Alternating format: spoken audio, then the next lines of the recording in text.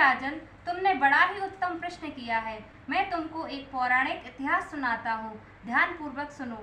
एक समय श्री लोमन ऋषि ब्रजराज की मथुरापुरी में वसुदेव देवकी के घर गए। ऋषिराज को आया हुआ देख करके दोनों अत्यंत प्रसन्न हुए तथा उनको उत्तम आसन पर बैठा कर उनकी अनेक प्रकार से वंदना तथा सत्कार किया। फिर मुनि के चरणोदक से अपने घर तथा शरीर को पवित्र किया। मुनि प्रसन्न होकर उनको कथा सुनाने लगे। कथा के कहते कहते लोमन ऋषि ने कहा कि हे देवकी, दुष्ट दुराचारी कंस ने तुम्हारे कई पुत्र मार डाले, जिसके कारण तुम्हारा मन अत्यंत दुखी है। इसी प्रकार राजा नहुस की पत्नी चंद्रमुखी भी दुखी रहा करती थी, किंतु उसने संतान सप्तमी का व्रत विधि विधान सहित किया, जिसके प्रताप से उसको संतान का सुख प्राप्त हुआ।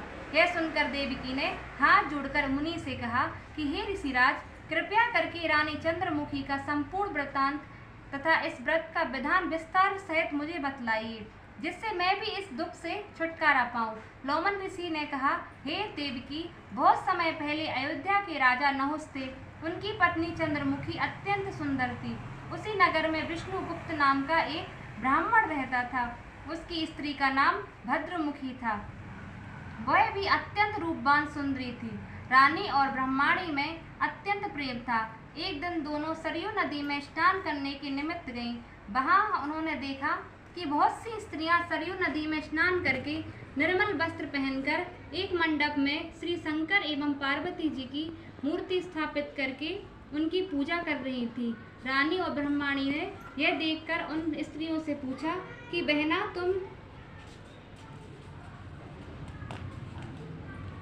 तुम यह किस देवता का और किस कारण से पूजन व्रत आदि कर रही हो?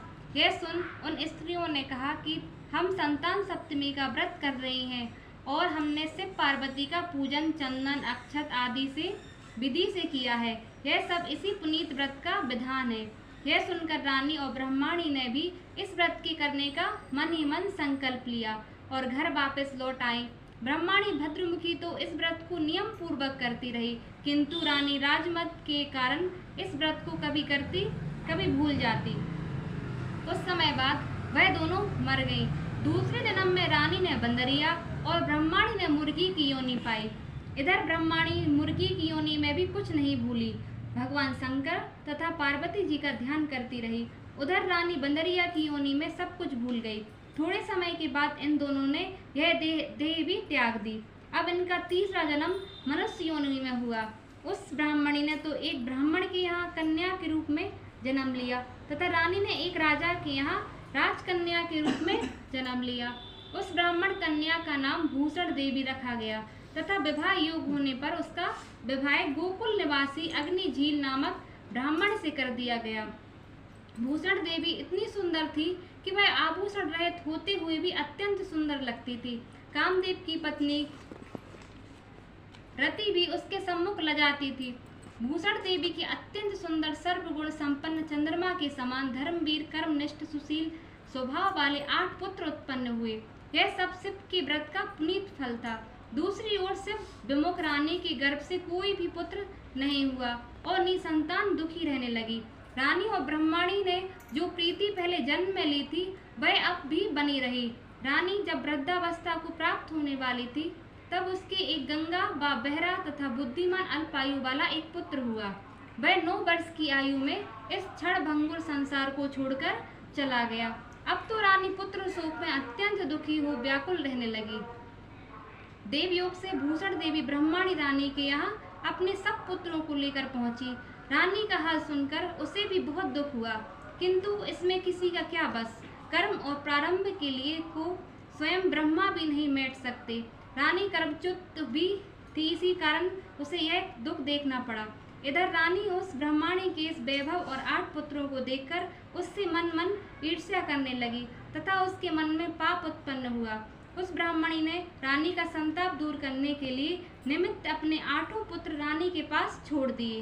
रानी ने पाप के वशीभूत होकर उस ब्राह्मण पुत्रों की हत्या करने के विचार से लड्डू में विष मिलाकर उनको भोजन करा दिया, परंतु भगवान शंकर की कृपा से एक भी बालक की मृत्यु नहीं हुई। यह देख रानी अत्यंत आश्चर्यचकित हो गई और इस रहस्य का पता लगाने मन ही मन ठान ली। भगवान की पूजा सेवा से निवृत्त होकर जब भूषण देवी आई तो रानी ने उससे कहा कि मैंने तेरे पुत्रों को मारने के लिए इनको जहर मिलाकर लड्डू खिला दिए थे, किंतु इनमें एक भी नहीं मरा। तूने ऐसा कौन सा दान पुण्य व्रत किया है जिसके कारण तेरे पुत्र भी नहीं मरे और तू नित्य नए सुख भोग रही है? तू बड़ी सौभाग्यवती है। इस सब का भेद तू निष्कपट होकर समझा। मैं तेरी बड़ी ऋणी रहूंगी। रानी के ऐसे दीन वचन सुनकर भूषण देवी कहने लगी, हे रानी, तुमको 3 जन्म का हाल कहती हूँ, सो ध्यान पूर्वक सुनना। पहले जन्म में मैं तुम राजा नहुस की पत्नी थी और तुम्हारा नाम चंद्रमुखी था, मेरा नाम भद्रमुखी था और मैं ब्राह्मणी थी। तुम अयोध्या में रहते थे। मेरी तुम्हारी बड़ी प्रीति थी। एक दिन तुम सरयू नदी में स्नान करने गए और दूसरी स्त्रियों को संतान सप्तमी का उपवास, शिव जी का पूजन अर्चन करते देखकर तुमने उस व्रत को करने की प्रतिज्ञा भी की थी। तुम तो राजमत के कारण सब कुछ भूल गई और झूठ बोलने का तुमको दोष लगा, जिसे तुम आज भी भोग रही हो। मैंने इस व्रत को नियम पूर्वक सहत किया और आज भी करती हूँ। दूसरे जन्म में तुमको बंदरिया का जन्म मिला तथा मुझे मुर्गी की योनि मिली। भगवान शंकर की कृपा से इस व्रत के प्रभाव तथा भगनाम को मैं उस जन्म में भी ना भूली और निरंतर इस व्रत को नियम पूर्वक करती रही। तुम इस संकल्प को इस जन्म में भी भूल गई। मैं तो समझती हूँ कि तुम्हारे ऊपर यह जो भारी संकट है उसका एकमात्र यही कारण है और दूसरा कारण कोई नहीं हो सकता। इसलिए मैं कहती हूँ कि आप इस संतान सप्तमी के व्रत को करिए, जिससे तुम्हारे यह संकट दूर हो जाएंगे। लोमस ऋषि ने कहा कि हे देवकी, भूषण ब्रह्माणी के मुख से अपने पूर्व जन्म की कथा तथा व्रत का संकल्प इत्यादि सुनकर रानी को पुरानी बातें याद आ गई। पश्चाताप करने लगी। अब रानी भूषण ब्रह्माणी के चरणों में क्षमा याचना करने लगी और भगवान शंकर पार्वती की अपार महिमा के गीत गाने लगी। उसी दिन से रानी ने नियम पूर्वक संतान सप्तमी का व्रत किया, जिसके प्रभाव से रानी को संतान सुख भी मिला तथा संपूर्ण सुख भोग कर रानी शिवलोक को गई। भगवान शंकर के व्रत का ऐसा प्रभाव है कि पस्त भ्रष्ट मनुष्य भी अपने पथ पर अग्रसर हो जाता है और अंत में ऐश्वर्य भोग कर मोक्ष पाता है। लोमस ऋषि ने फिर कहा कि हे देवकी, इसलिए तुम भी इस व्रत को करने का दृढ़ संकल्प अपने मन में करो, तो तुमको भी संतान सुख प्राप्त होगा। इतनी कथा सुनकर देवकी हाथ जोड़कर लोमस ऋषि से पूछने लगी कि हे ऋषिराज, मैं इस पुनीत व्रत को अवश्य करूंगी, किंतु आप इस कल्याणकारी एवं संतान सुख देने वाले व्रत का विधान, नियम, विधि आदि विस्तार से समझाइए। यह सुनकर ऋषि बोले, हे देवकी, यह पुनीत व्रत भादों के महीने में शुक्ल पक्ष की सप्तमी के दिन किया जाता है। उस दिन ब्रह्म मुहूर्त में उठकर किसी नदी अथवा कुएं के पवित्र जल में स्नान करके नए वस्त्र पहनना चाहिए। फिर श्री शंकर भगवान, जगदम्बा पार्वती जी की मूर्ति की स्थापना करें। इन प्रतिमाओं के सम्मुख सोने चांदी के तारों का अथवा रेशम का एक गड़ा बनवाएं। उस गड़े में 7 गांठें लगानी चाहिए। इस गड़े को धूप, दीप, अष्टगंध से पूजा करके अपने हाथ में बांधें और भगवान शंकर से अपनी कामना सफल होने की शुद्ध भाव से प्रार्थना करें। तदंतर 7 पुआ बनाकर भगवान को भोग लगाएं और साथ ही पुआ एवं यथाशक्ति सोने और चांदी की एक अंगूठी बनवाकर इन सबको एक तांबे के पात्र में रखकर और उनका विधि से पूजन करके किसी सदाचार, धर्मनिष्ठ, कर्मनिष्ठ सत्पात्र ब्राह्मण को दान में देवें। उसके पश्चात 7 पुआ ही स्वयं प्रसाद के रूप में ग्रहण करें। इस प्रकार इस व्रत का पारायण करना चाहिए।